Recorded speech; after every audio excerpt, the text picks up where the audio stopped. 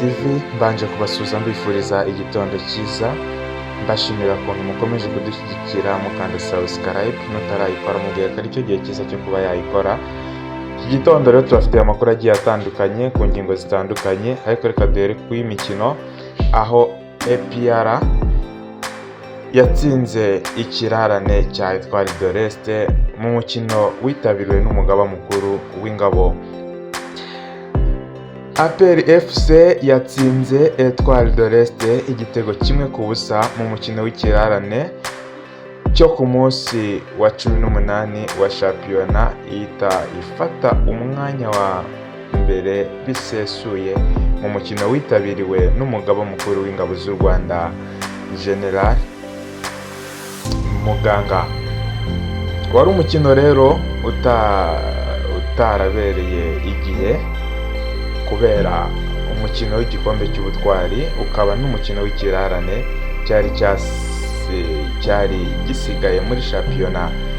APR FC yagiye muri uyu mukino ibizi ko ku mpera z'icyumweru ifite umukino ukomeye cyane mu Rwanda, ariyo mpamvu abakinnyi nka Ruboneka Jean Bosco na abandi bagiye batandukanye bari babanje hanze. Ku munota wa 13 rero Mugisha Gilbert yashatse gutungura umunyezamu wa Etoile de l'Est atereye kure ariko umupira uca ku ruhande. Ku munota wa 18 rero Yunus yaje gutera kufura ikomeye cyane, aha ni kosa ryari rikorewe Mugisha Gilbert, umupira uca iruhande rw'izamu gato cyane.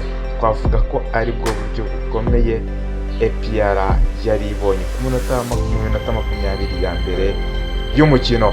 Ku munota rero wa 22 APR FC yaje kuba ibona igitego cyatsinzwe na n'uyu Elia ku makosa ya myugariro wa Etoile de l'Est washatse gucenga ari mu rubuga rw'amahina, arangije aranyerera Kategea umupira ahita awufata asigarana n'umunyezamu. Nta kindi yari gukora rero.